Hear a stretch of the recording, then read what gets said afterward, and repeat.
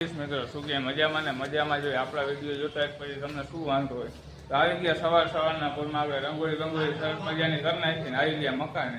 કેમ કે મકાને જે કામકાજ એટલું પાપડા વગેરે સિમેન્ટના જબરા વજન વાળા હતા એ ચડાવવાના હતા. 10 જણા થઈ જાય કોઈ મિત્રો ઉપડે નહીં એવા પાપડા છે.